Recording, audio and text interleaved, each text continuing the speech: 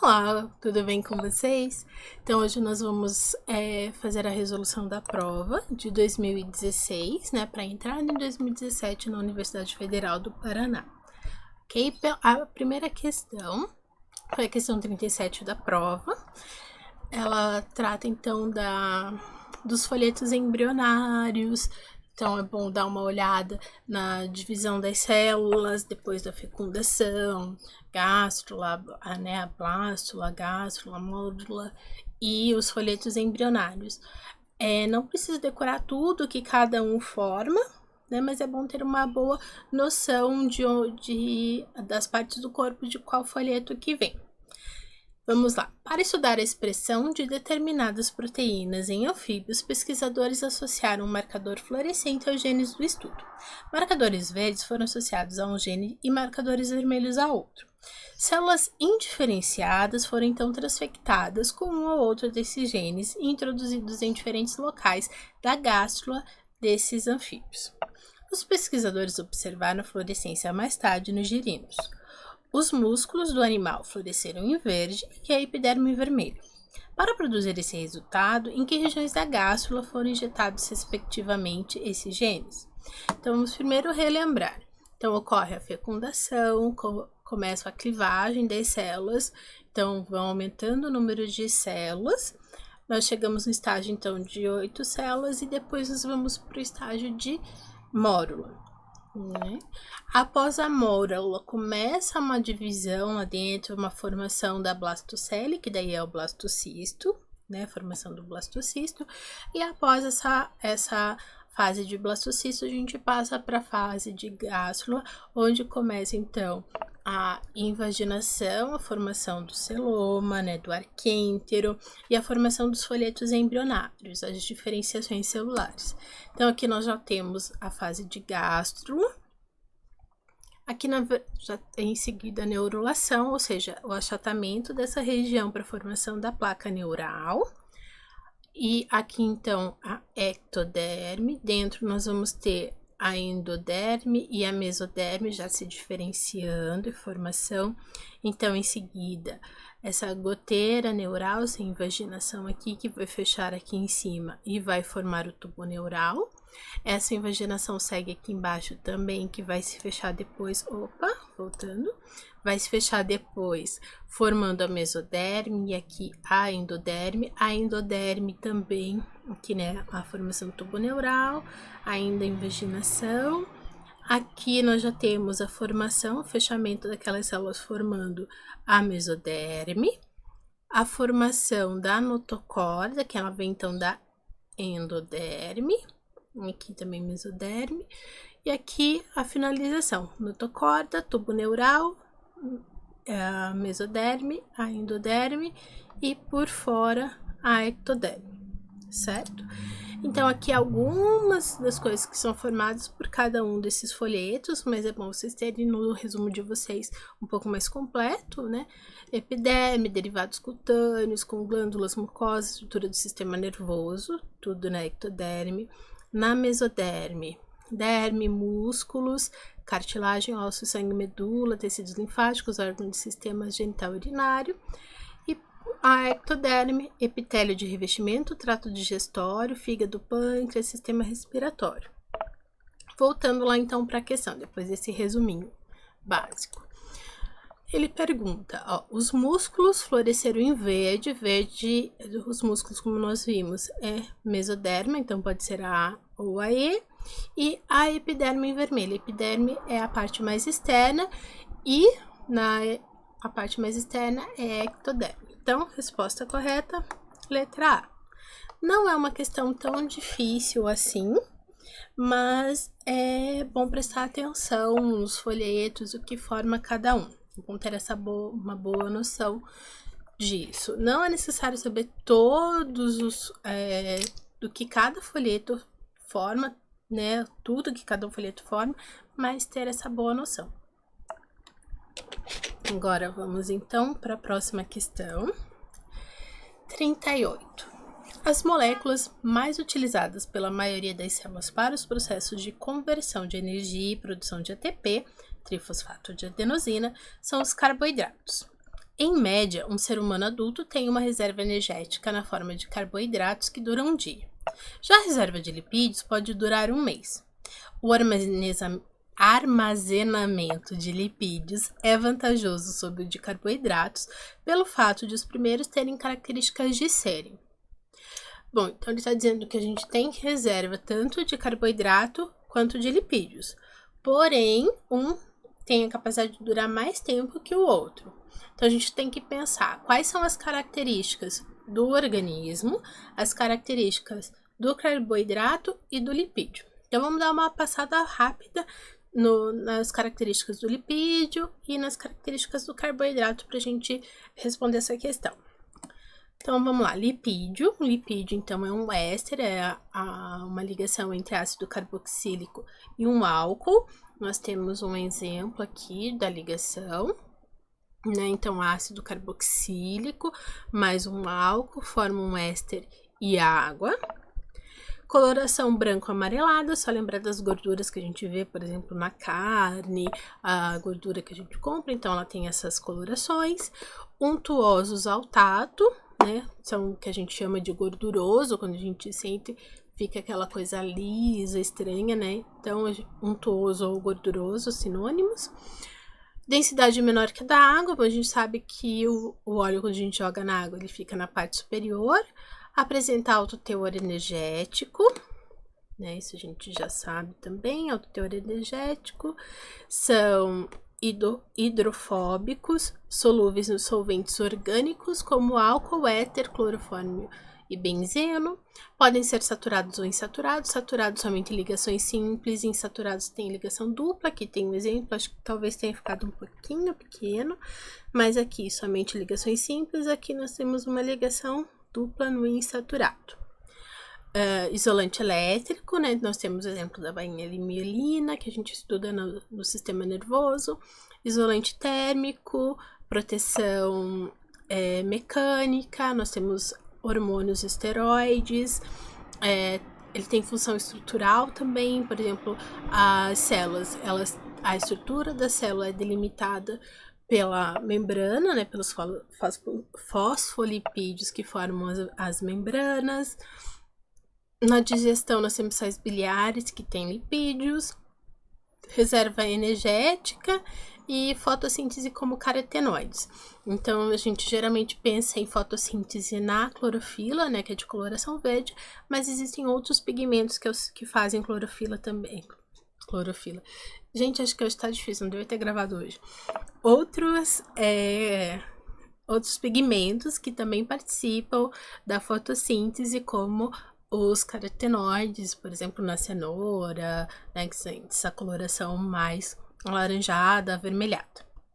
Certo? Então, características básicas dos lipídios, vamos para características básicas dos carboidratos. Então, carboidrato formado basicamente por carbono, hidrogênio e oxigênio, pode ter outros elementos, mas é basicamente isso. São polihidroxialdeídos ou polihidroxicetonas. Então, outras funções químicas, aldeídos e cetonas, aqui tem um exemplo de cada um.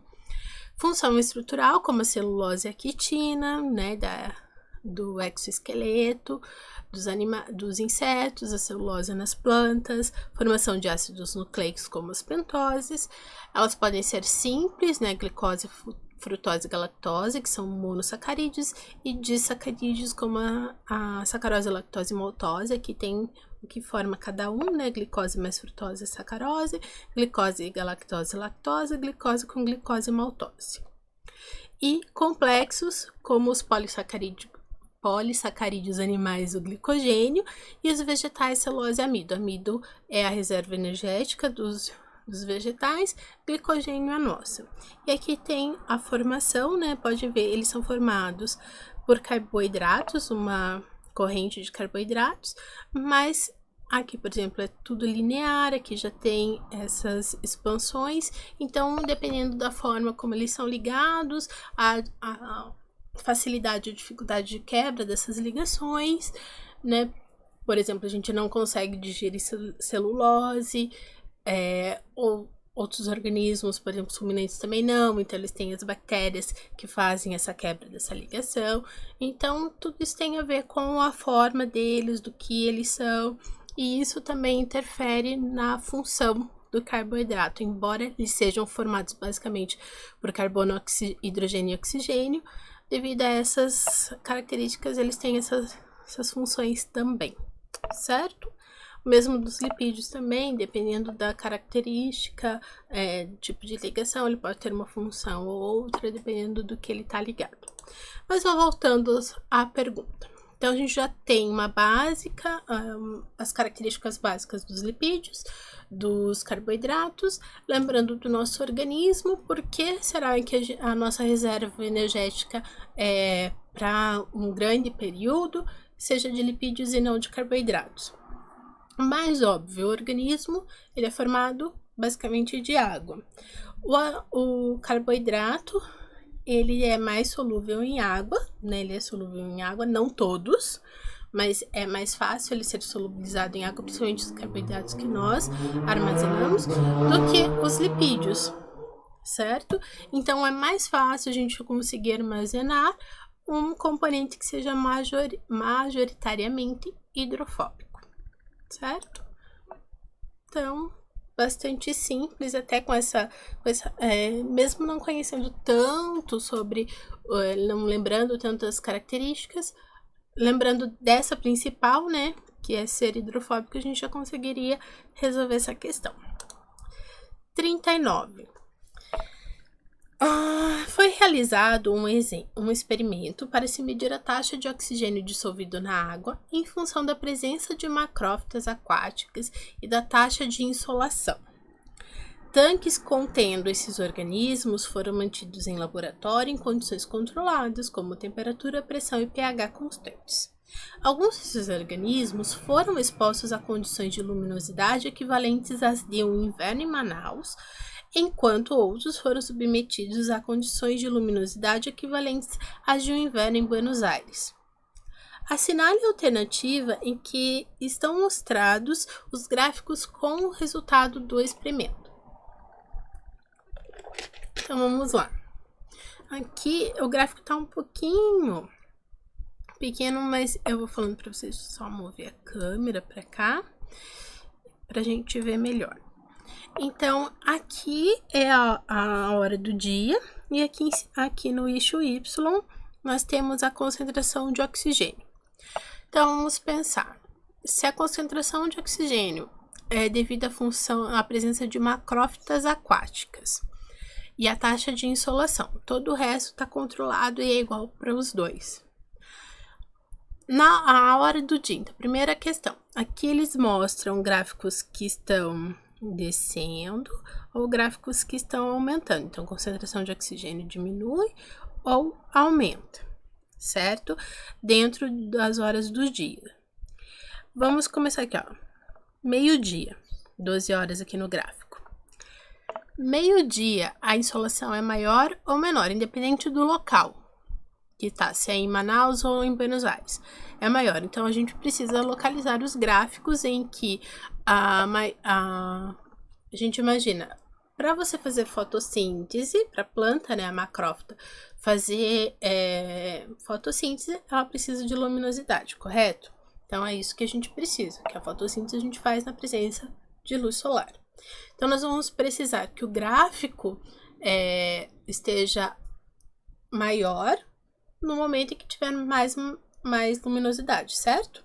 Então, nós vamos ter que excluir os gráficos em que o centro do gráfico esteja com a menor taxa de oxigênio, já que na fotossíntese é que a planta libera oxigênio para o ambiente, correto?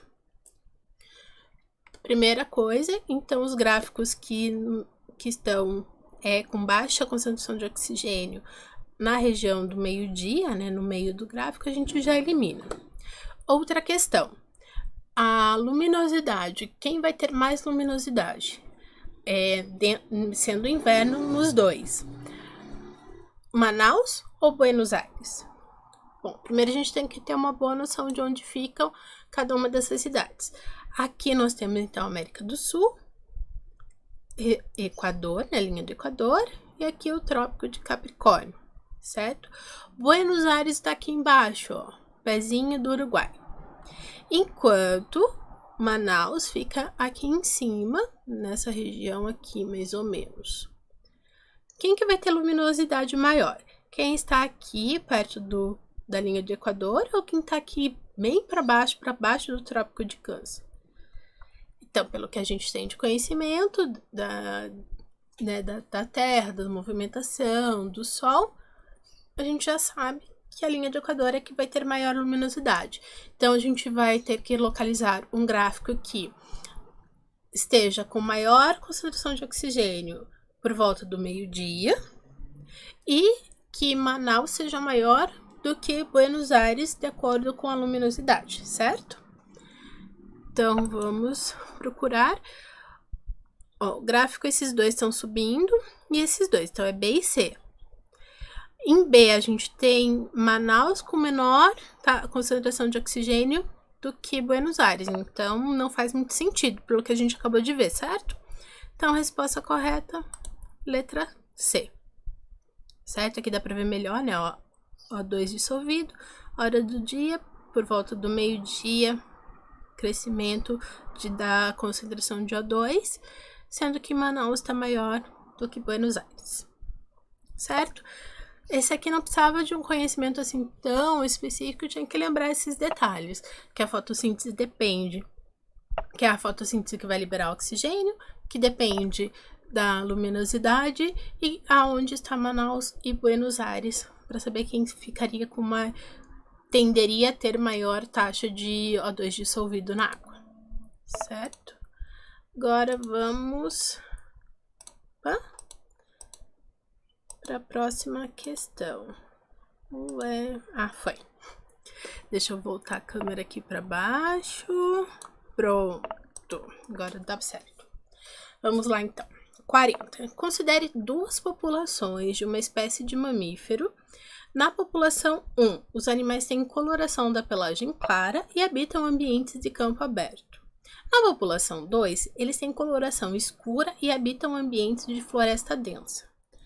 O gene F, Fzão, né, é responsável pela coloração da pelagem nessa espécie de mamífero. O alelo Fzão, completamente dominante, confere coloração escura e o alelo Fzinho recessivo, coloração clara. Nesse sentido, a seleção natural sobre essas populações é do tipo direcional a favor da pelagem escura, disruptiva, estabilizadora. Então, a gente vai precisar voltar lá na ecologia para ver essas questões, né? Ecologia e evolução. Então, vamos relembrar. A seleção estabilizadora. Então, nós temos a seleção aqui, ó, os pais, né? E a progênie. Nesse gráfico de baixo, desculpa. A seleção estabilizadora, ela vai manter estabilizado o padrão central. Então, ela não nós temos o gráfico que a gente mais costuma ver, né? Os extremos com menor quantidade de indivíduos e o meio com maior quantidade de indivíduos. Características extremas com menores características do meio maior, que seria o quê? O Fzão e o Fzinho, né? O totalmente dominante, Fzão, Fzão. E o recessivo Fzinho, Fzinho, nos extremos em menor quantidade, e a maior quantidade de indivíduos com a pelagem intermediária, né? Que é Fzão, Fzinho genótipo, certo? Seleção direcional, ele vai direcionar para um dos extremos. Ou o Fzão, Fzão, ou o Fzinho, Fzinho vai ser selecionado naquele ambiente. A disruptiva é o quê? Selecionar somente os extremos. Selecionar somente o Fzão, Fzão e somente o Fzinho, Fzinho. E os intermediários são em menor quantidade. Certo? Então, o resumo tá nesse gráfico. Não tem muita diferença, né? Só tem que lembrar disso, de dar mais uma olhada nessas questões, né? Isso aqui é mais, digamos, mais uma decorebinha, né? Mas é bom dar uma olhada nessas questões. Evolução sempre vai cair alguma questão, então ecologia também sempre cai uma questão. Por exemplo, de ecologia sempre cai alguma coisa, é bem recorrente cair sobre interações interespecíficas, né? Predatismo, predação, mutualismo, etc. Volta e meia cai nas provas. Então, é bom vocês irem fazendo, resolvendo as provas da federal, porque vocês já vão vendo os assuntos que mais caem e como é mais cobrado. É uma dica que eu sempre dou, é isso, façam exercícios, principalmente agora que está bem próximo da prova, resolvam bastante exercícios, vai ser até melhor, às vezes é até melhor do que assistir uma aula. Né? Se você já tem boa noção daquele conteúdo, dê preferência para a resolução de exercícios do que assistir uma aula ou ler o material, certo? Então, ok, recadinho dado, vamos para lá. Então, a gente colocou aqui, né, pelagem clara, a população 1 tem pelagem clara, ambiente de campo aberto. Eu acho que eu troquei aqui, porque a pelagem escura é Fzão, né? E aqui é Fzinho. Aqui a gente fez errado. Desculpa, gente. Mas troquem pelagem clara, campo aberto, Fzinho, pelagem escura, floresta densa, Fzão. O que faz sentido, se você tá num campo aberto, você tem muita luz, para você se esconder vai ser melhor você ser escuro ou claro. Provavelmente claro. Numa floresta densa, que é bastante escuro, se você for mais escuro, é mais fácil de você se esconder de predadores. Então faz até bastante sentido isso. Sendo assim, a gente vai ter a seleção dos extremos, dependendo de onde a gente está, certo? Então, a resposta disruptiva, desfavorecendo os heterozigotos, o que pode levar à especiação. O que é verdade, se você tem uma população em ambientes tão diferentes, selecionando características diferentes, vai chegar um momento em que eles não vão mais se reconhecer, não vai ocorrer mais a troca de genes entre essas populações, pode ocorrer uma especiação. Então, disruptiva, lembrando aqui, disruptiva, ou um extremo, ou outro selecionado. Certo? Essa aqui eu já acho que era uma questão um pouco mais difícil, né? Lembrar esses termos e quem é quem, né? Um pouquinho mais difícil, mas também não é tão impossível assim de acertar, né? Vamos para 41 agora, só um momentinho, hidratar a garganta. Não, mas tá bastante calor, não dá para ficar sem beber água. Vamos lá. Atualmente é possível comprar e criar os chamados glowfish, peixes transgênicos que se tornam fluorescentes quando expostos à luz ultravioleta. Para conferir a fluorescência, pesquisadores criaram peixes que produzem em suas células a proteína GFP, proteína verde fluorescente na sigla em inglês, presente naturalmente em medusas e que pode ser detectada sob luz ultravioleta. Considerando tecnologia para obtenção de transgênicos, identifique como verdadeiros ou falsas as seguintes afirmativas. Então, verdadeiro e falso também, volta e meia cai. Os peixes glowfish são chamados transgênicos porque possuem em seu genoma um segmento de DNA de medusa. Bom, antes vamos lembrar como que funciona essa questão da transgenia. Aqui, só para ilustrar, eu coloquei a imagem dos glowfish, eu não tinha visto, inclusive, sabia da existência, mas não tinha prestado atenção. Achei eles muito bonitos, né? Se vocês procurarem, tem uns aquários lindos com os peixinhos, mas aqui dá para ver melhor as cores. Eles ficam bem bonitos, o aquário fica bem bonito, eu gosto de aquário. Não tenho mais, já tive aquário com a carabandeira. Pretendo ter de novo, quando puder, né? Mas enfim, é que eu gosto dos peixinhos. Então, vamos lá, gente... Opa! Então, primeiro, vocês lembram então das bactérias que nós temos o material genético para ela jogar e nós temos o material genético circular nas bactérias, os plasmídios, certo? Então, para a engenharia genética, essa questão de transgênico, o que nós fazemos? Nós pegamos esses plasmídios de uma bactéria e nós criamos, então, um plasmídio e a gente introduz nesse plasmídio o que a gente quer. Normalmente, como que é feito? A gente adquire já os plasmídios prontos. Esse plasmídio, geralmente, ele já vem com um sítio de restrição, que é o que esse sítio de restrição, onde a gente consegue quebrar esse plasmídio para a gente ligar o que a gente quer nele. Então, a gente já compra com determinado, então a gente já tem a enzima que vai fazer a quebra desse plasmídio, a enzima que vai ligar o DNA que a gente quer, então a gente precisa extrair o pedaço de DNA que a gente quer, né, de um material genético que a gente quer estudar, quer inserir no organismo, e a gente coloca nesse plasmídio e depois a gente coloca esse plasmídio na célula, né, basicamente isso.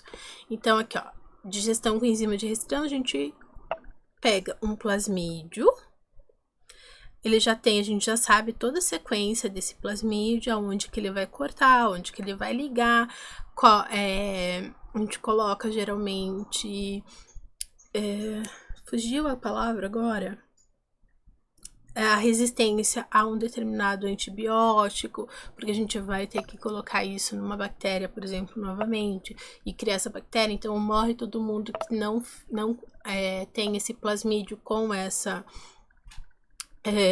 meu Deus, fugiu de novo. Resistência.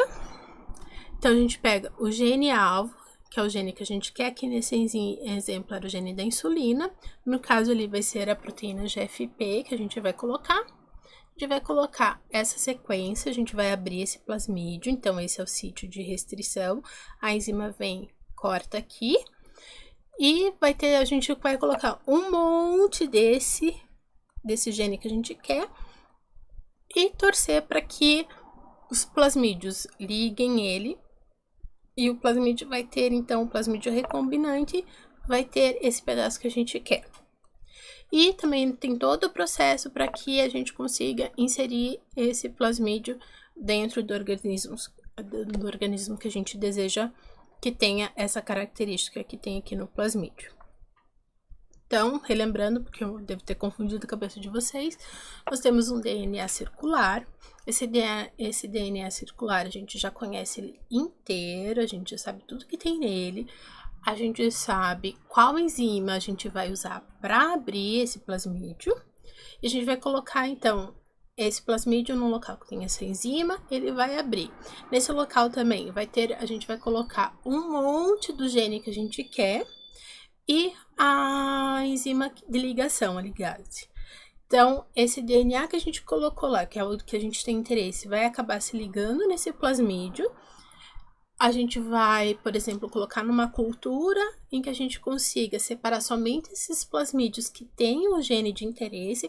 Por isso a questão de que eu falei para vocês, numa bactéria, uma bactéria que não tem resistência a um determinado antibiótico, a gente coloca essa resistência dentro desse plasmídio circular. Somente essas bactérias que têm essa resistência vão crescer no meio que a gente coloca com essa resistência. A gente coloca no meio com bastante antibiótico daquele que as bactérias não têm resistência e somente aquelas que ganharam resistência com esses plasmídios vão conseguir sobreviver, certo?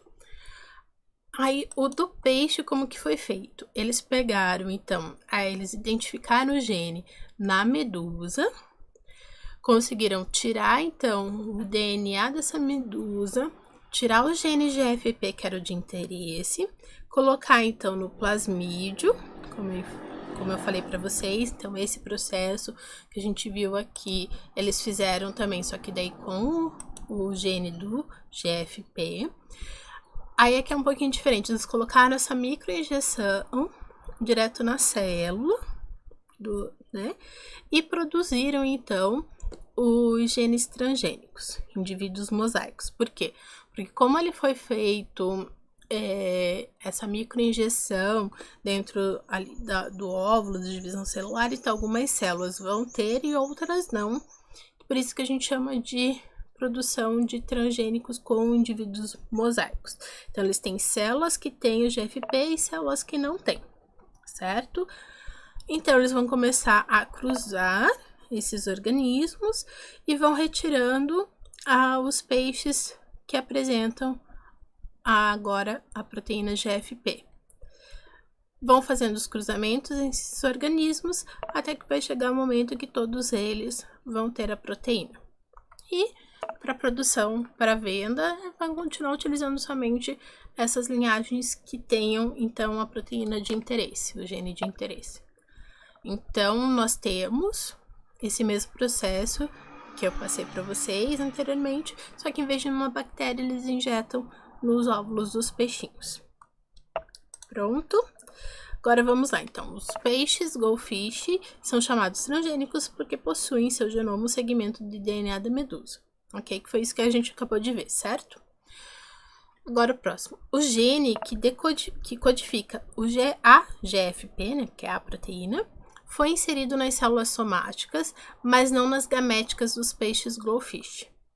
Lembra que a gente introduziu já no início, né, antes da diferenciação total do organismo, e um organismo que tenha a GFP cruzado com o organismo que não tenha, gera linhagem GFP, certo? Então, a gente já sabe, para ter esse organismo, é só pensar, se eu estou vendendo esse organismo que tem essa proteína, eu estou fazendo criação em larga escala.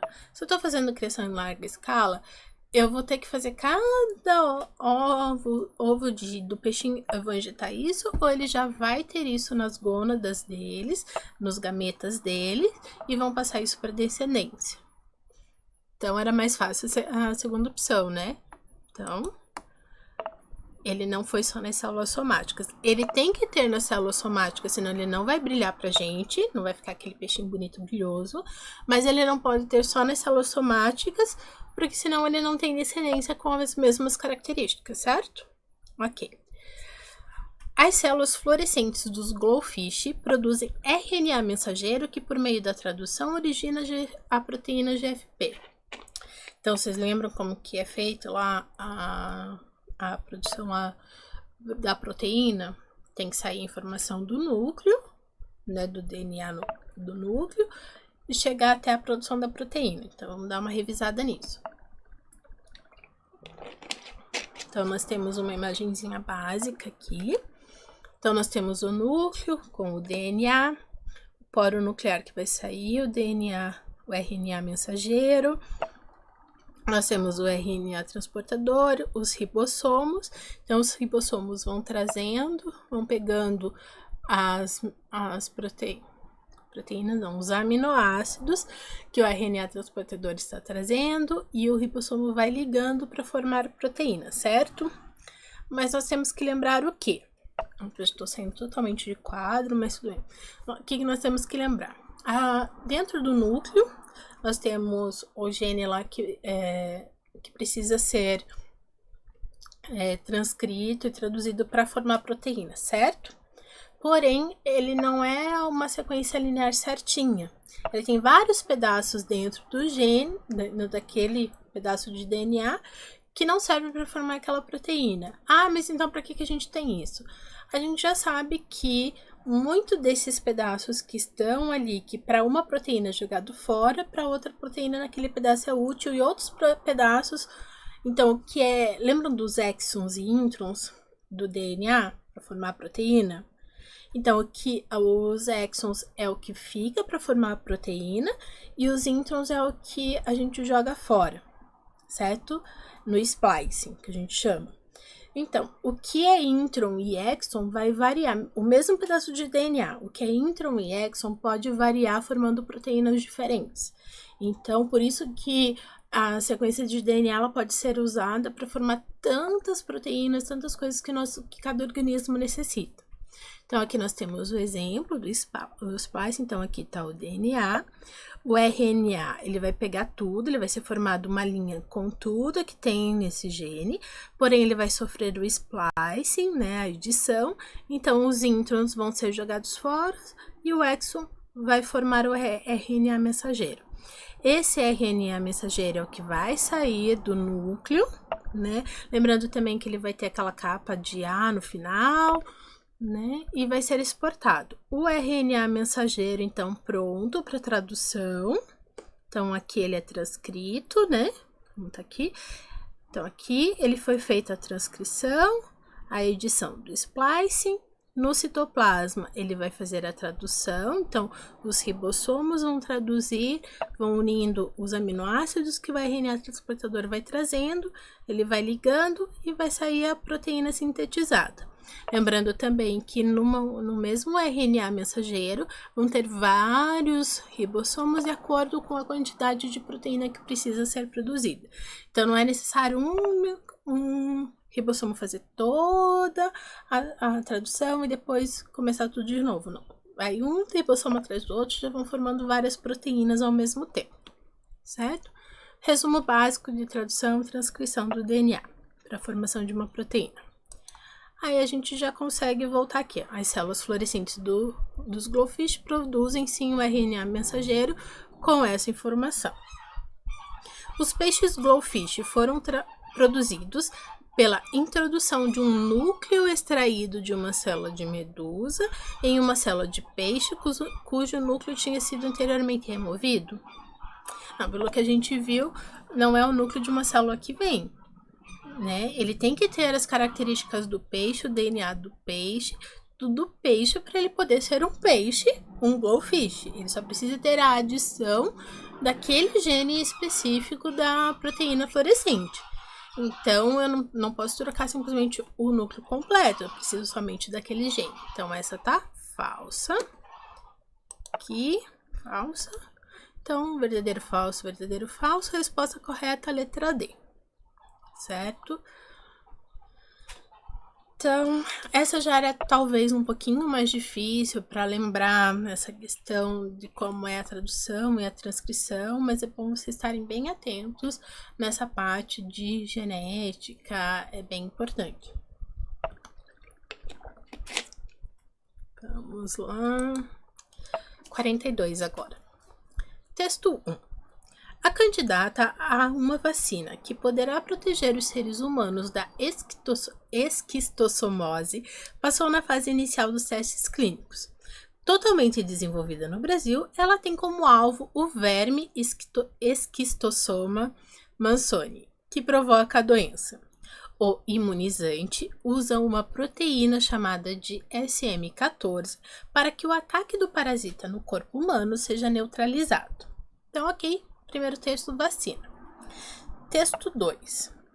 Pesquisadores da Universidade Estadual Paulista, Unesp, de Botucatu, conseguiram autorização do Ministério da Saúde e da Agência Nacional de Vigilância Sanitária, Anvisa, para iniciar testes em humanos do soro antiapílico, antiveneno de abelhas. O soro, composto por uma imunoglobina heteróloga, será o primeiro do mundo. Então, questão de diferenciação de soro e vacina, né? A proteína SM4 e a imunoglobulina heteróloga atuam no organismo, respectivamente, como anticorpo antígeno, antígeno antialérgico, enfim. Vamos lembrar, então, características de vacina, de soro, o que é um anticorpo e um antígeno, ok? Então, vamos lá. Primeira vacina, se vocês lembram, a vacina ela é profilática, ou seja, a gente utiliza a vacina para prevenir de ter a doença.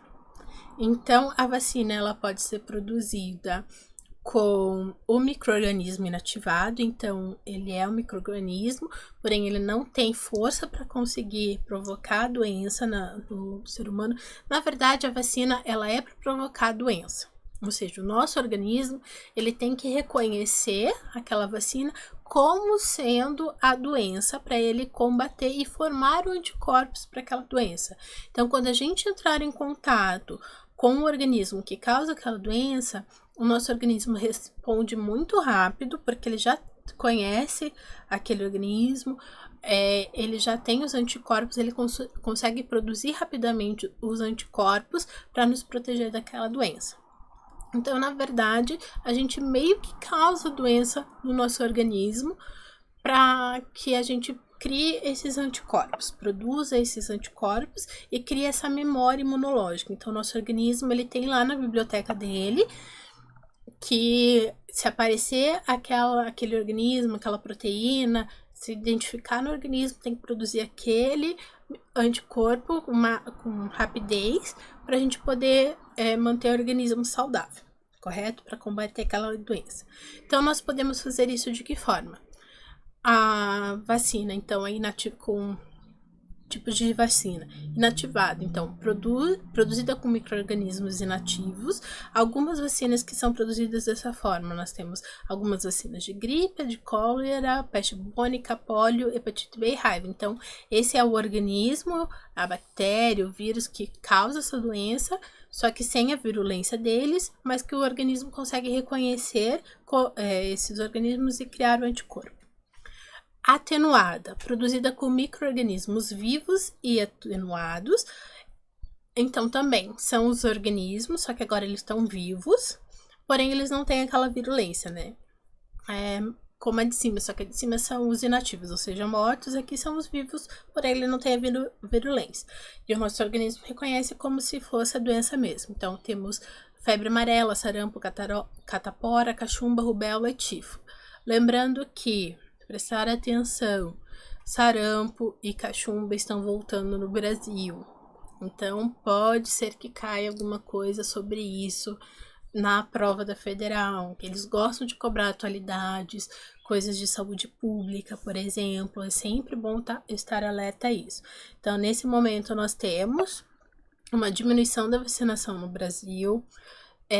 Doenças como sarampo, que a gente já não tinha, mas no Brasil estão voltando, cachumba também, febre amarela a gente sempre teve, só que tem épocas que tem surtos. Com a questão, lembrar, por exemplo, que com a questão da diminuição do habitat dos organismos, por exemplo, destruição da Mata Atlântica, da floresta amazônica, o aumento de doenças pode ocorrer sim, porque nós estamos entrando em contato com organismos, com espécies que a gente não tinha tanto contato. Mosquitos, por exemplo, eles estão lá no meio do mato, picando lá os primatinhas que estão lá no mato. A gente acaba com as árvores, acaba com esses primatas, esses mosquitos, vem para a cidade, a cidade vai invadindo esses ambientes, a população vai invadindo esses ambientes. Os mosquitos vão picar quem agora? Os primatas que estavam lá na floresta que não existem mais, ou os primatas humanos que estão chegando. Então pode ocorrer sim o aumento de doenças, né? Às vezes até doenças que talvez a gente nem conheça direito, que podem aparecer sim ou aumentar, certo? Então é sempre bom fazer essas ligações, estar atento ao que está acontecendo no mundo e principalmente no Brasil, porque a federal gosta de cobrar esse tipo de conteúdo, certo? Fazer essas ligações também. Voltando aqui então para a questão. Toxoide, produzida com compostos tóxicos inativos que causam doenças, exemplo, tétano, difteria. Ou subunidades, produzida com fragmentos de micro-organismo, como hepatite B, HPV e gripe. Então, essas duas o que são? Ou o organismo que entra no nosso, esse vírus, essa bactéria, ele tem alguma toxina que libera dentro do nosso organismo, que causa, então, a doença. Então, a gente precisa reconhecer essa toxina. Então, toxoide, tipo de vacina com toxoide, ou eles pegam partes das proteínas desse vírus, dessa bactéria, que o nosso organismo, que é o que faz o nosso organismo reconhecer esses indivíduos para combatê-los. Então, a gente, em vez de utilizar o organismo todo, a gente utiliza essa parte desse organismo para fazer a vacina, certo? Então, vacina é basicamente isso. Vamos, então, para o soro. O soro, ele já não é profilático, ele é terapêutico. Qual que é a diferença? Profilático é quando você quer prevenir àquela doença. Terapêutico, você já tem a doença e precisa de um tratamento. Então, a vacina é para prevenir, o soro é para fazer o tratamento após você já ter a doença. Ele é formado como? A gente precisa colocar no organismo já os anticorpos prontos para combater. São para coisas, para doenças que a gente não tem tempo, que é a doença, por exemplo, o veneno de cobra. Ou da aranha marrom, por exemplo. A ação dele é muito rápida no organismo. Então, a gente não tem tempo de esperar o organismo formar os seus anticorpos para combater aquela toxina antes de que o organismo seja muito debilitado. Então, como não temos como esperar esse tempo todo, o que a gente faz? A gente já dá para o nosso organismo o anticorpo pronto para combater. É isso que é o soro. É o anticorpo produzido, por exemplo, o soro para veneno de cobra, aramão. Você injeta a toxina no cavalo, por exemplo, ele vai produzir um anticorpo, você retira esse anticorpo e aplica no ser humano que foi picado pela cobra. Então, a gente já tem que ter essa produção de anticorpo, não podemos esperar o corpo produzir, certo? Aqui um resumo básico da vacina do soro, imunização ativa. Por quê? Porque o organismo vai ter que produzir o anticorpo, o soro é passivo porque a gente já recebe o anticorpo. A vacina, ela tem antígeno, ou seja, ela vem com os organismos, e o soro, ele tem os anticorpos, que ali do ladinho eu coloquei, né? Antígeno é toda substância que ao entrar em um organismo é capaz de iniciar uma resposta imune. No caso, os vírus, as bactérias, as toxinas desses organismos, como a gente viu anteriormente, né? E o anticorpo ou imunoglobulina é aquilo que o organismo produz para combater essa toxina, esse organismo, certo?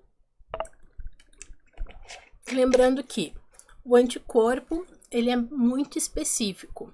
Ele vai se ligar a partes específicas do organismo, da sua proteína, e por isso que a gente precisa produzir anticorpo determinado para cada doença. Por isso nós tomamos tantas vacinas diferentes, porque nós precisamos que o organismo faça anticorpos específicos para cada uma dessas doenças. Por isso que o soro é específico, porque ele vem com os anticorpos específicos para tratamento daquele veneno, por exemplo.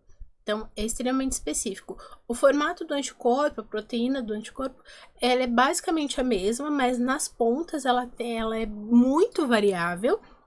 E é essa ponta variável que vai fazer a especificidade do anticorpo, ok? Então, nós temos aqui a atuação, o tempo de ação, né? Posterior estimulado pelo corpo criar anticorpos, ali imediata, porque o anticorpo já vem pronto. Na vacina é preventiva, o soro é tratamento, o tempo de ação da vacina é duradouro, o tempo do soro é temporário, então os anticorpos vão agir imediatamente pronto, porque não é o nosso organismo que está produzindo, ele não vai ter aquela memória imunológica, certo? A vacina é usada para combater vírus e bactérias, soro intoxicações como envenenamento. Aí, como exemplo da vacina, nós temos a VHB, que é a hepatite B, a VAP contra a poliomielite. O soro antiofídico, usado em casos de picadas de cobra. Né? Temos o antiloxocélico, que é da Loxosceles, a aranha marrom. Então, para cada espécie de veneno, nós vamos ter um soro diferente. E para cada vírus ou bactéria, nós vamos ter um anticorpo diferente. Certo? Então, basicamente é isso, a revisão de soro e vacina. Aí o texto mostra lá, voltando ao texto para a gente achar a resposta. A proteína SM14, ela é uma proteína que ela é um imunizante. Então, essa proteína ela vai atacar o parasita no corpo humano para neutralizar ele. Já o soro é composto por uma imunoglobulina heteróloga, ou seja, já é o anticorpo.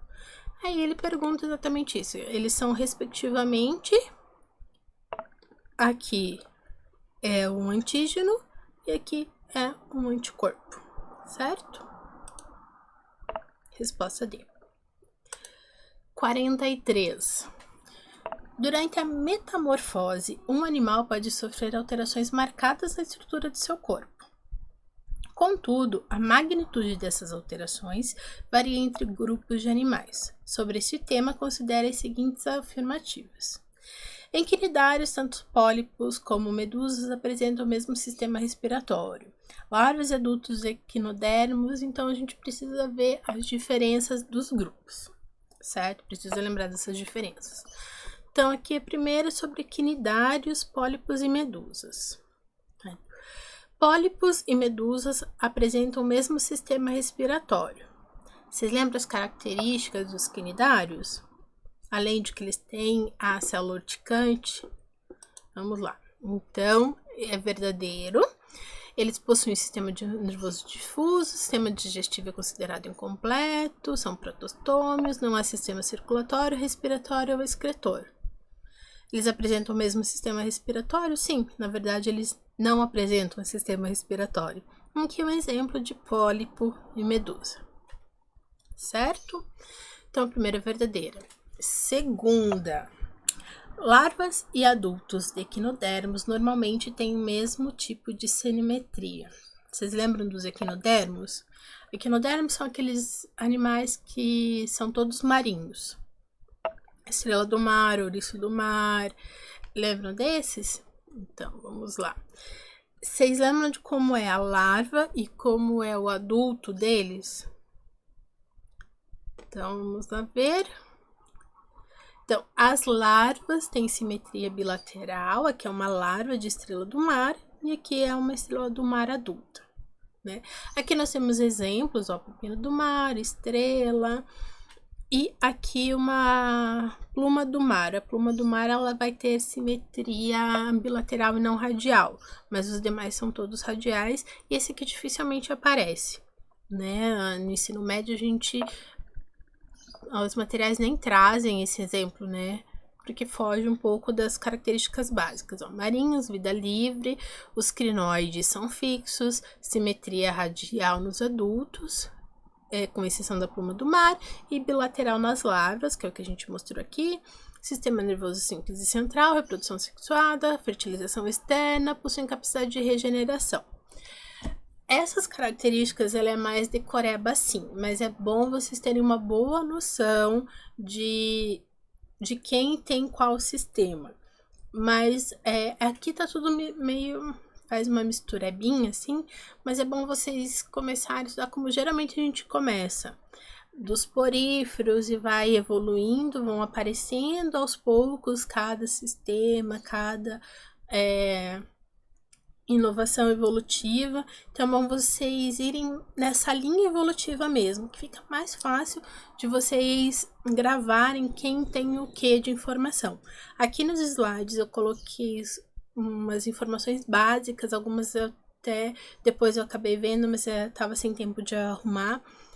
Uns são mais completos, outros menos, mas é só para vocês terem o básico, só para a gente conseguir responder mesmo as questões. Agora nesse vídeo, mas tenham um mapa mental disso, façam um mapa das evoluções, né, do que aconteceu na escala evolutiva, quem foi ganhando o quê e quais os grupos. Eu acho que auxilia melhor vocês do que pegar o grupo lá e ficar decorando cada informação, certo?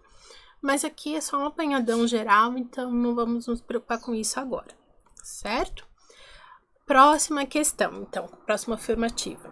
Girinos e sapos diferem em seus sistemas respiratórios. Vamos lá. Essa é bem simples, na verdade, né? Aonde que o girino fica? O girino, ele passa a vida dele toda dentro da água. O adulto do sapo, ele fica onde? Ele fica fora ele é terrestre, mais próximo à água e a reprodução deles é na água, mas o adulto mesmo fica fora. Então, provavelmente, a respiração deles é diferente, certo? Mas vamos aqui. Então, verdadeiro. Aqui só o exemplo, né, da evolução do sapo. Então, aqui é dentro da água, aqui já é fora da água. Ambiente aquático e terrestre, respiração branquial na larva, cutânea e pulmonar fora. Pele úmida, lisa e glandulífera, ou seja, tem glândulas, né? Inclusive glândula de veneno em algumas espécies. Circulação fechada, dupla e incompleta. Reprodução sexuada, geralmente com fecundação externa, certo? Então, anfíbios, lembrando que nem todos os anfíbios têm essa fase larval, né? Bom, vocês darem uma relembrada nisso. Próxima afirmativa. Em algumas espécies de borboletas, imaturas podem ter uma dieta completamente diferente da dieta dos adultos. Bom, borboletas, né, os lepidópteros. A mariposa e a borboleta, elas se alimentam geralmente do quê? A gente vê elas se alimentando do néctar das flores, certo? Inclusive podem ser polinizadoras. Algumas espécies o adulto nem se alimenta. As larvas.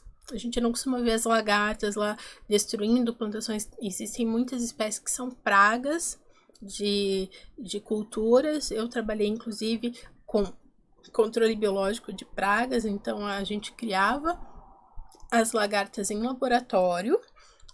Eu adorava criar lagarta, adorava os adultos. Os adultos a gente alimentava com o quê?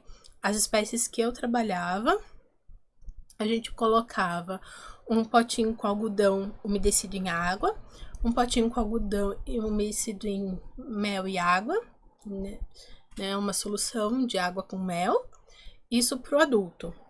Para as larvas, a gente fazia uma comida para elas com os ingredientes na proporção certa, ou dava comida natural, ou folhas do que elas comiam, couve, soja, depende do que a gente estava criando de lagarto.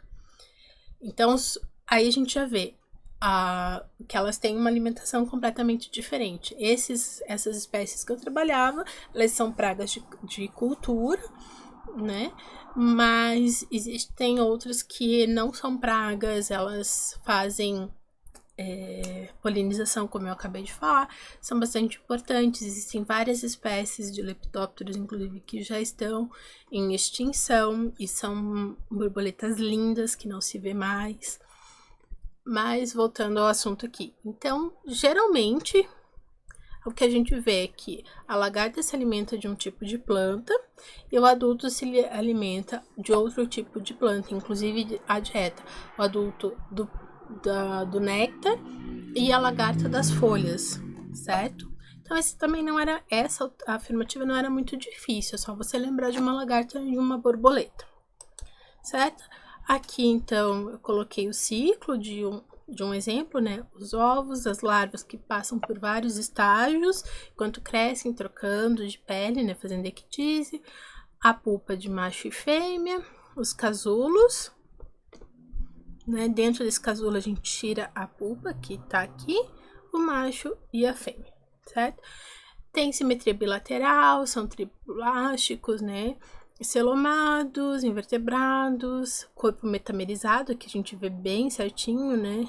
Divisões, fazem ecdise, exoesqueleto de quitina, com apêndices articulados, são artrópodes, então tem apêndices articulados, ecdise, sistema muscular complexo, digestivo completo, respiração traqueal, né? Tanto que a gente brinca que não consegue, para afogar um inseto, não adianta colocar a cabeça dele, a gente tem que mergulhar o corpo dele na água, porque a respiração traqueal no corpo. Cadê? Excreção por túbulos de Malpighi, dioicos com fecundação interna, dioicos, então tem diferença entre macho e fêmea, né? São organismos diferentes. Corpo dividido em cabeça, antenas, 3 olhos simples, 2 olhos compostos, mandíbulas e peças bucais, tórax, tem as três pares de pernas, os insetos, né, no caso de 0 a 2 pares de asas, e o corpo então tem o abdômen, então é cabeça, tórax e abdômen. Dependendo do inseto, tem de 0 a 2 pares de asas e tem 3 pares de patas. Por isso que a aranha, por exemplo, não é um inseto, que muita gente chama aranha de inseto, ela não é, um aracnídeo, 4 pares de patas, inseto só tem 3 pares de patas. Lembre-se sempre disso. Ok, próxima. Larvas de crustáceo comumente mudam de um estado séssil para a vida livre durante sua metamorfose. Então, crustáceos, ela é falsa, né? Elas não fazem essa transição do séssil para a vida livre durante a metamorfose, certo? Aqui nós temos exemplos de crustáceos terrestres, aquáticos, água doce ou salgada. O exoesqueleto não é mais de quitina, carbonato de cálcio, respiração branquial, sistema circulatório aberto, digestivo completo, sistema nervoso ganglionar, excreção por glândulas verdes. Então, isso aqui é bom vocês lembrarem. Quem é túbulo de Malpighi, quem tem glândulas verdes, que são coisas bem diferentes, que são características daqueles grupos, é bom sempre estar atento a essas diferenças. Corpo dividido em céfalo, tórax e abdômen. Então, os insetos é cabeça, tórax e abdômen, que é céfalo, tórax e abdômen. Também dioicos, ou seja, tem o macho e a fêmea separados, diferentes, reprodução sexuada, fecundação externa, desenvolvimento direto ou indireto. Ou se é indireto, então tem a larva, né? 2 pares de antenas, mandíbulas e maxilas, e pares variados de pernas. Então, dependendo do, por exemplo, um tatu de jardim, ou caranguejo, então eles vão ter números de pernas diferentes. Essa eu já acho mais dificinha, essa questão. Para lembrar, por exemplo, a das larvas, do adulto, dos grupos é um pouquinho mais difícil de lembrar. As outras questões, por exemplo, a do sapo e da borboleta era bem fácil saber, né? Às vezes com essas vocês conseguem matar, eliminando essas, vocês conseguem matar as questões, dependendo da questão ainda fica dúvida em outras questões. Então procurem fazer aquela linha do tempo que eu falei com as evoluções e com os grupos para ajudar vocês, tá? Então, resposta correta, né? VF, VVF. As alternativas 1, 3 e 4 são verdadeiras. 43. Agora vamos para a 44. Em mamíferos, o controle osmorregulatório envolve diversos mecanismos neurais e endócrinos. Quando ocorre diminuição da ingestão de sódio, a redução do volume sanguíneo, com consequente redução da pressão arterial. A redução da pressão arterial leva a um aumento da produção de angiotensina 2, que, por sua vez, atuará em diversos órgãos, conforme o quadro abaixo. Aí ele mostra como que funciona diminui a injeção de sódio, diminui o volume sanguíneo e a pressão arterial, então aumenta a angiotensina 2, e a angiotensina 2 vai atuar nas adrenais, na hipófise e nas arteríolas. Com base no exposto, o sinal alternativo que apresenta o efeito que a angiotensina tem nessas 3, né, adrenais, hipófise e arteríolas. Aqui embaixo, eu ia mostrar com o dedo como se vocês estivessem vendo. E aqui embaixo, o que vai acontecer com cada um deles, certo? Esse aqui eu já acho uma questão um pouquinho mais difícil, mas se você pensar um pouquinho, vendo esse gráfico aqui, acho que até dava para conseguir acertar, certo? Então, vamos lembrar aqui. Então, aqui o gráfico melhor para vocês verem, né? Então, se eu vou diminuir a ingestão de sódio, eu vou, consequentemente, o volume sanguíneo diminui. Por quê? Se eu tenho mais sódio, eu vou precisar diluir esse sódio, então vai aumentar a quantidade de água no sangue. Se aumenta a quantidade de água, aumenta o volume sanguíneo, certo? Se eu tô aumentando o volume sanguíneo, eu tô aumentando a pressão arterial. Se eu diminuo o volume sanguíneo, eu tô diminuindo a pressão arterial. É isso que tá nesse começo do gráfico aqui, né? Essas 3 partes. E se acontecer essas 3 coisas, a angiotensina vai agir de que forma? Vamos lembrar, nas adrenais, nós vamos ter a aldosterona, ela é produzida pelo córtex das adrenais, ela tem funções, né? Conservação do sódio corporal. Então, se eu tenho muito sódio, se eu estou ingerindo muito sódio, ela vai atuar para eu eliminar esse excesso. Se eu estou ingerindo pouco sódio, ela vai agir para manter para manter o pouco que eu tenho. Só um pouquinho aqui, o meu gato quer sair. Ele tava dormindo aqui, ele quer sair. Vai lá, gatinho. Pronto. Desculpa, gente, mas se eu deixo a porta fechada, ele fica miando, também não consigo gravar o vídeo. Aí a porta fechou e ele queria sair. Aí ele pediu pra sair. Enfim, deixa eu voltar onde eu tava. Assim, a aldosterona, então, ela vai manter a quantidade de sódio que a gente precisa no organismo. Vai aumentar a absorção de água, se for necessário, né, para manter a concentração do sódio. Reabsorção passiva do sódio do filtrado urinário. Então, para que eu não elimine o sódio que eu tô precisando, ela vai atuar para reabsorver. E transporte ativo de sódio da célula tubular renal. Então, ela vai atuar para eu colocar o excesso para fora ou segurar o pouco que eu tenho dentro do corpo, certo? A vasopressina ou ADH. Vasopressina, a gente já lembra, né? É o hormônio antidiurético, o ADH, mas ele também tem o nome de vasopressina porque ele vai trabalhar nessa questão da pressão arterial, aumentando, diminuindo a expressão.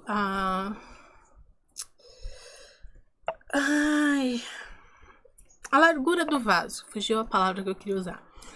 Então, ele vai ficar maior ou menor de acordo com a necessidade do organismo. Então, a conservação da água corporal aumenta a permeabilidade das células dos túbulos renais à água, promove vasoconstrição arteriolar. Então, pensando no que é a aldosterona, a vasopressina, e na situação que nós temos baixa ingestão de sódio, baixo volume sanguíneo, baixa pressão arterial. O que a angiotensina 2 vai fazer? Nas adrenais, ela vai conservar o sódio. Se eu estou ingerindo pouco sódio, eu preciso ativar as adrenais para ela segurar esse sódio, certo? Então, eu vou ter que aumentar a aldosterona. Faz sentido, certo? Se eu estou com baixo volume sanguíneo, eu vou ter que acionar lá a vasopressina, que ele é produzida no hipotálamo, mas secretada pela hipófise. Então, eu vou falar para a hipófise aumentar a vasopressina, certo? E o que ela vai fazer? Ela vai vasoconstrição, ela vai diminuir o volume, o calibre, né, do vaso, para que eu aumente a pressão arterial, porque ele está dizendo que caiu a pressão, e eu não posso deixar a pressão baixa, eu tenho que diminuir, então, o calibre do vaso, para que eu aumente a pressão arterial. Então, a hipófise vai aumentar a vasopressina para fazer isso, e as arteríolas, elas vão diminuir, elas vão vasoconstrição, certo? Então, a resposta correta vai ser a letra E. Aqui tinha que estar um pouquinho maior, mas ó, secreção de aldosterona pelas adrenais, eu tenho que aumentar, né? Secreção de vasopressina, eu tenho que aumentar também. E o que vai acontecer com o diâmetro das arteríolas? Elas vão diminuir, então vasoconstrição. Que foi o que a gente viu com esse gráfico aqui, certo? E agora vamos para 45, última questão. Como eu falei, volta e meia cai questão sobre isso na prova. Para atrair potenciais polinizadores, as plantas comumente armazenam néctar nas suas flores em estruturas específicas chamadas de nectários. Contudo, várias espécies de plantas também podem apresentar nectários longe das flores, os chamados nectários extraflorais. Essas estruturas podem ser encontradas em vários locais, como folhas e brotos. Durante a sua procura por alimento, formigas se deparam com esses nectários, passam a se alimentar de néctar produzido a eles, retornando repetidamente. Durante essa atividade, as formigas acabam patrulhando essas plantas e defendendo-as contra potenciais herbívoros como lagartas e percevejos. Esse tipo de interação entre formigas e plantas com nectários extraflorais pode ser categorizado como. Então, nós temos epifitismo, mutualismo, colonialismo, predação e parasitismo, certo? São as opções. Vamos relembrar um pouquinho dessa parte, né, das interações. Aqui tem um mapa mental. Na verdade, ele não tá tão completo, mas eu achei legal o jeito que ele tava. Então, aqui é uma ideia para vocês fazerem um mapa mental. Então, nós temos as relações ecológicas, as interespecíficas e as intraespecíficas. Intraespecíficas entre a mesma espécie, interespecíficas entre espécies diferentes.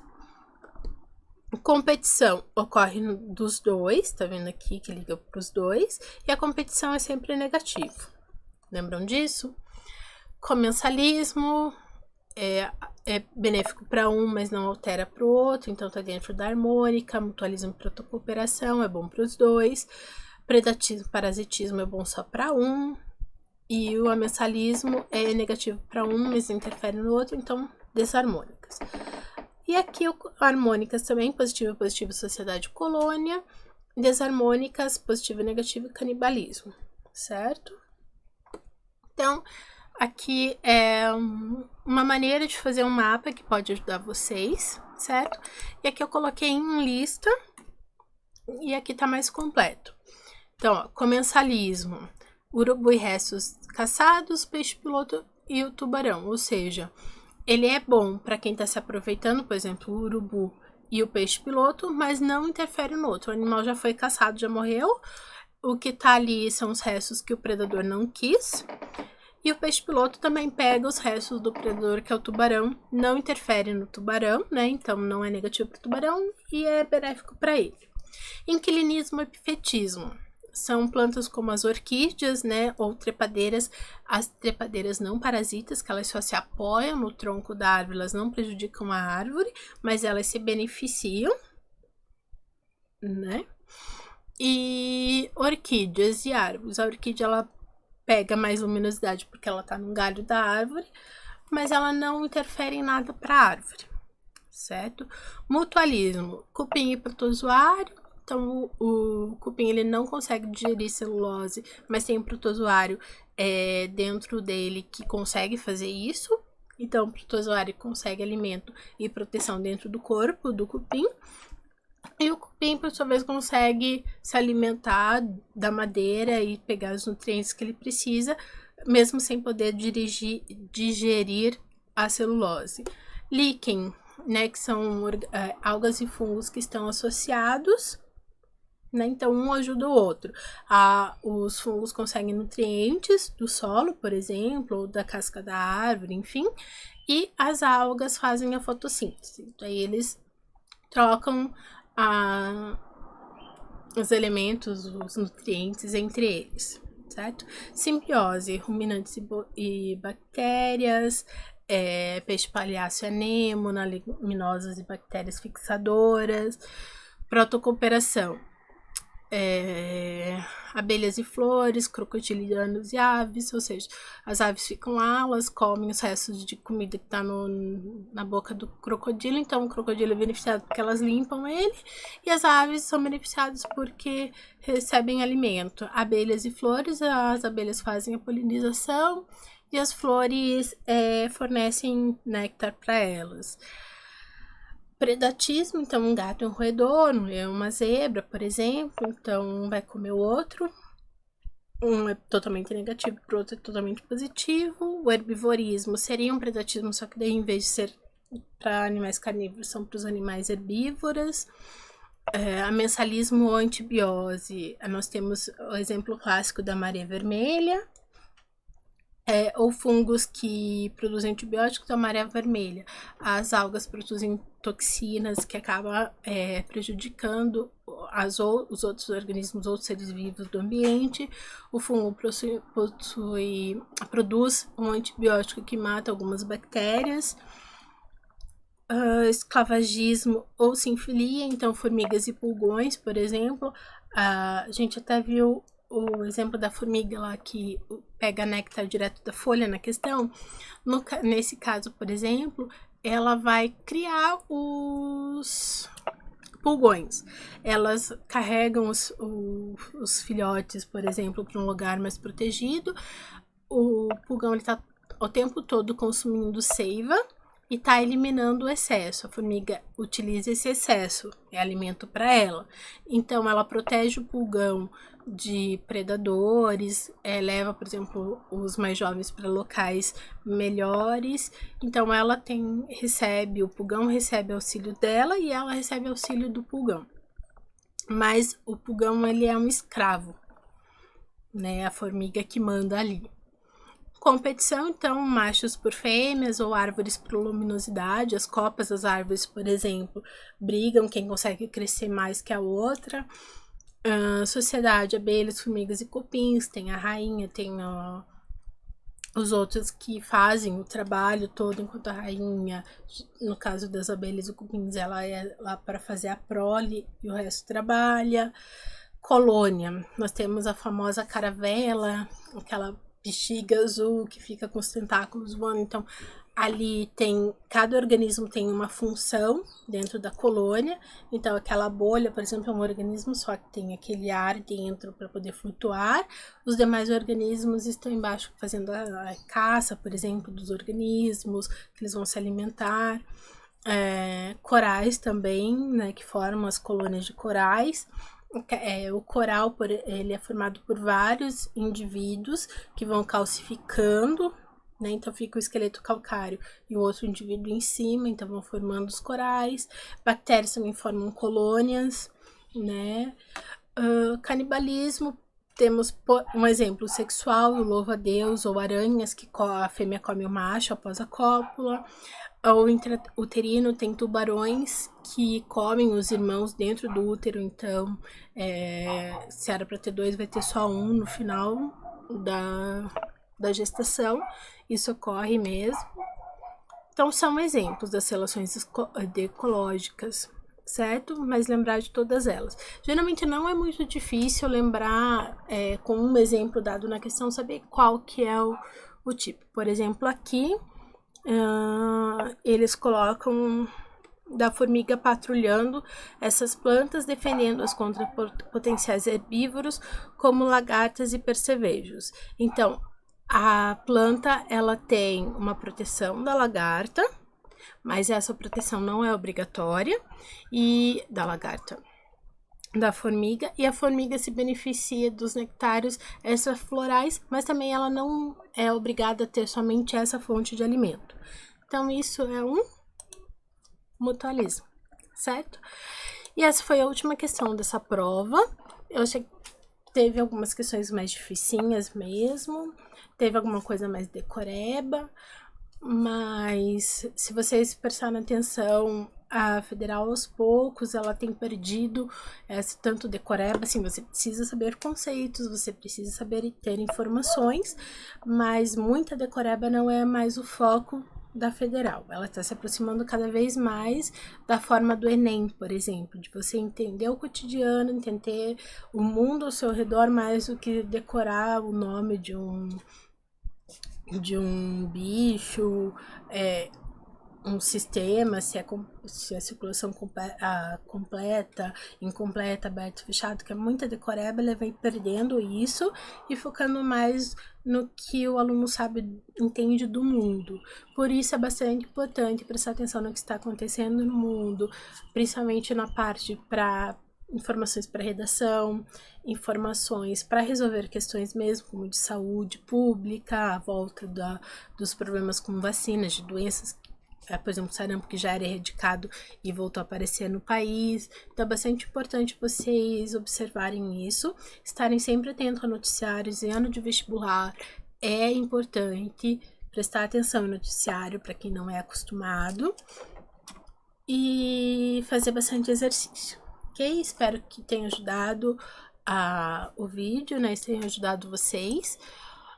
Espero poder gravar ainda mais alguns vídeos antes da prova para ir ajudando vocês. De qualquer maneira, os vídeos ficam aqui. Vocês podem ir voltando para pegar alguma informação, alguma coisa que não ficou muito clara. E, bom, acho que é isso. Até o próximo vídeo. Tchau, pessoas!